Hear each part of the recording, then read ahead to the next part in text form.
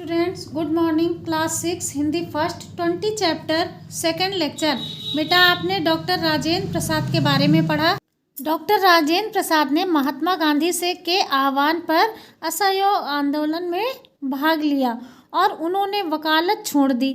उन्होंने बिहार में इस आंदोलन का नेतृत्व संभाला। किसने? डॉक्टर राजेंद्र प्रसाद ने। उनके संघर्षों को देखकर उन्हें बिहार का गांधी लोग कहने लगे, उन्हें बिहार का गांधी। तो उन्होंने सन 1921 में बेटा बिहार विद्यापीठ की स्थापना की और वे सन 1928 में इंग्लैंड और यूरोपीय देशों में गए। वहाँ पर उन्होंने युद्ध विरोधी सभाओं में भाग लिया और शांति आंदोलन का नेतृत्व किया और सन 1922 में महात्मा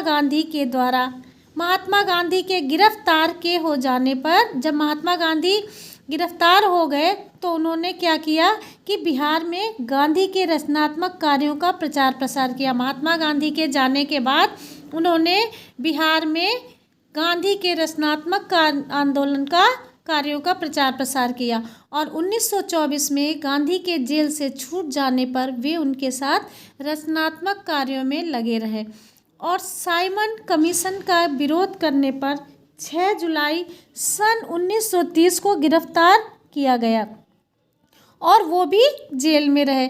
जब 4 जनवरी सन 1932 को उन्हें सदाकत आश्रम पटना में गिरफ्तार कर लिया गया और 1933 को फिर गिरफ्तार किया गया। बिहार के मुंगेर जिले के भयंकर भूकंप आने पर 1934 को रिहा किया गया। उन्होंने भूकंप पीड़ितों की सहायता में दिन रात एक कर दिया और वे स्वयं दमा के मरीज थे, दमा रोग से पीड़ित थे, लेकिन लाखों बिहार वासियों की पीड़ा के समक्ष उन्होंने अपनी परवाह नहीं की। उन्होंने जन की सेवा की और देश भर में उनका सम्मान बढ़ गया। महात्मा गांधी ने उन्हें देश रत्न की बेटा उपाधि दी और स्वतंत्रता आंदोलन में इनका योगदान धीरे धीरे बढ़ता चला गया। 1 अक्टूबर सन 1934 के मुंबई कांग्रेस अधिवेशन का अध्यक्ष बनाया गया और सन 1939 में जब नेताजी सुभाष चंद्र बोस ने कांग्रेस के अध्यक्ष पद से त्यागपत्र दिया तो डॉक्टर राजेंद्र प्रसाद कांग्रेस अध्यक्ष बनाए गए। कौन बनाए गए? डॉक्टर राजेंद्र प्रसाद। महात्मा गांधी ने 8 अगस्त सन 1942 को भारत छोड़ो आंदोलन चलाया और देश के सभी प्रमुख नेताओं को गिरफ्तार कर लिया गया। डॉक्टर राजेंद्र प्रसाद को 9 अगस्त सन 1942 को गिरफ्तार करके 15 जून सन 1945 तक पटना की बांकीपुर जेल में रख दिया गया। इन वर्षों में उन्होंने आत्मकथा लिखी जिसमें स्वतंत्रता आंदोलन का उन्होंने विस्तृत वर्णन किया।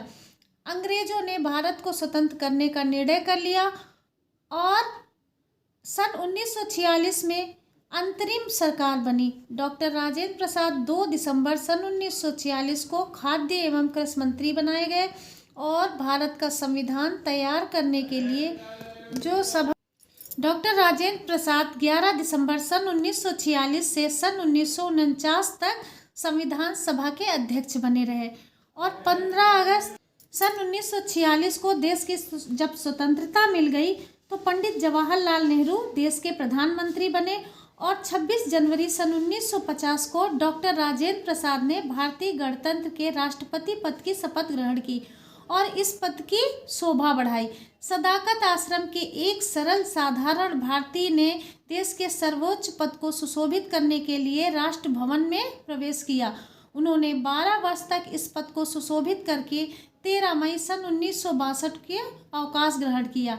उन्हें इसी दिन नवनिर्वाचित राष्ट्रपति से भारत रत्न की उपाधि से अलंकृत किया गया और डॉक्टर राजेंद्र प्रसाद ने अपनी सभी जिम्मेदारियों से मुक्त होकर शांतिपूर्ण जीवन व्यतीत करने का मन बना लिया। वे पटना स्थित सदाकत आश्रम में आकर रहने लगे। उनकी पत्नी श्रीमती राजवंशी देवी का निधन 9 सितंबर सन 1962 को हो गया। डॉक्टर राजेंद्र प्रसाद का निधन 28 फरवरी सन 1963 को हुआ।